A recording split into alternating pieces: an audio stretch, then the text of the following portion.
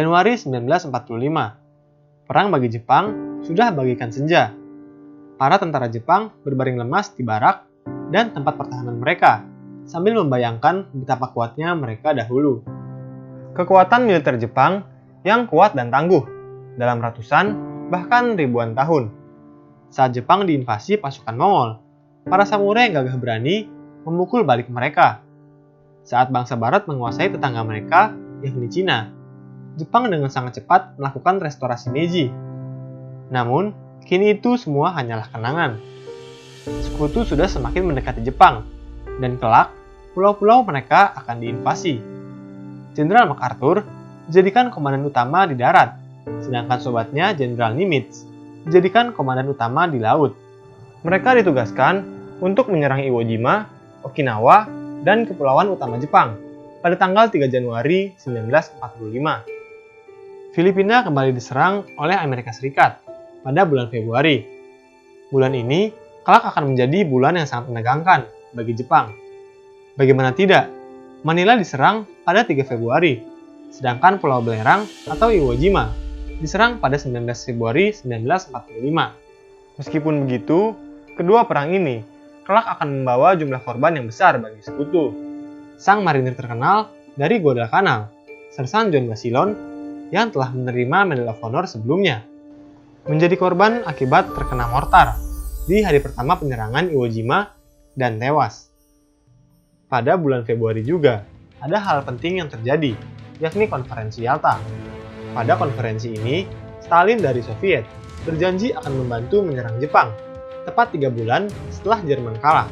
Meskipun Soviet memiliki fakta non-agresi dengan Jepang, Uni Soviet dan Jepang memiliki perbatasan panjang di Manchuria yang harus diamankan oleh Stalin. Selain itu, Manchuria memiliki rel kereta api serta pelabuhan Dailan yang strategis. Soviet juga tidak menutup kemungkinan untuk menguasai daerah Sakhalin yang direbut Jepang setelah Russo-Japanese War tahun 1905, 40 tahun yang lalu. Konferensi Yalta ini memberi hak kepada Soviet untuk mengambil kembali Sakhalin Selatan dan Kepulauan Kuril sebagai tebusan bagi kekalahan mereka yang memalukan pada tahun 1905. Kembali ke pertempuran Iwo Jima. Jenderal Jepang yang memimpin perang di Iwo Jima, Tadamichi Kuribayashi, adalah jenderal yang menarik.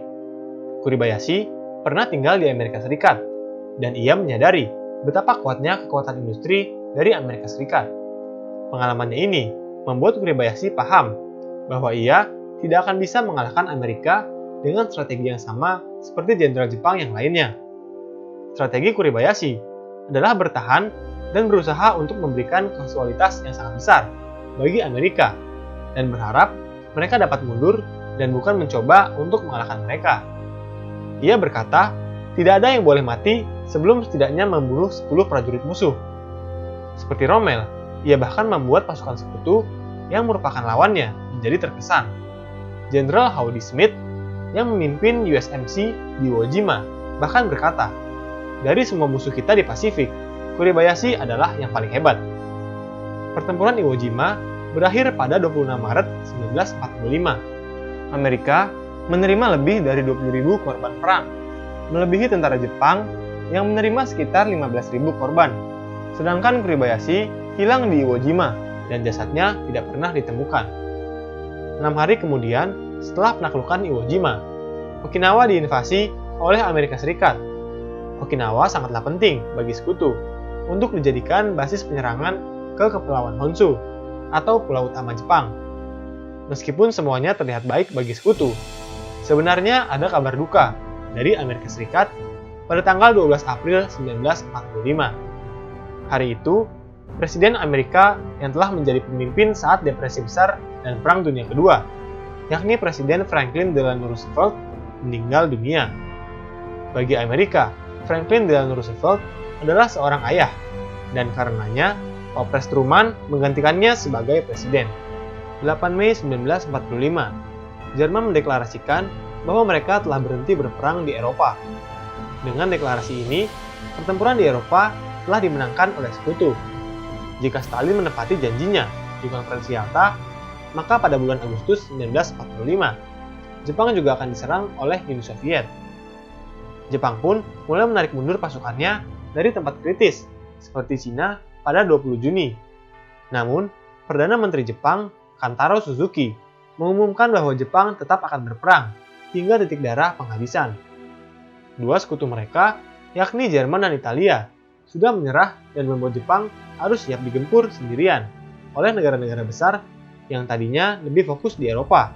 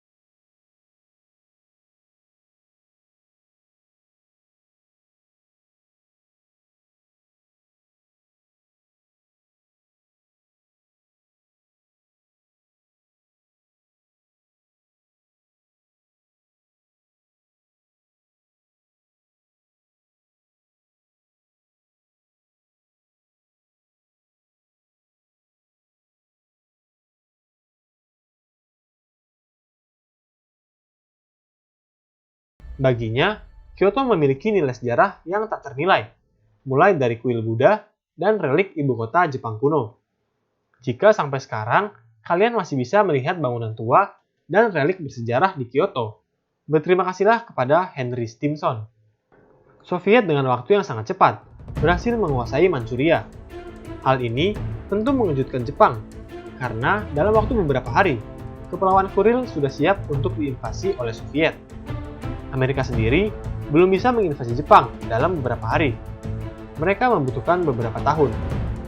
Dari tahun 1941 hingga 1945, Amerika belum bisa menginvasi Jepang.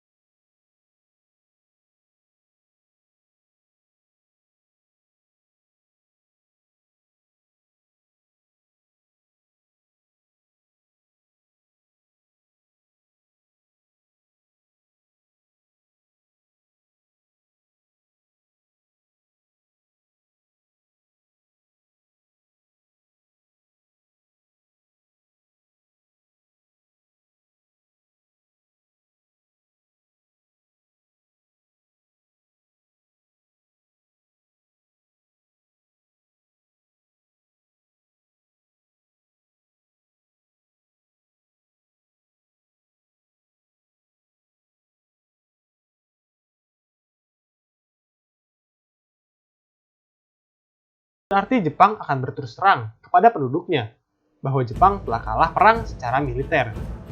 Namun, jika mereka menyerah karena bom atom, rakyat dan masyarakat luar negeri akan memberikan empati bahwa Jepang kalah karena senjata yang tidak normal, yakni bom atom. Para rakyat dapat berpikir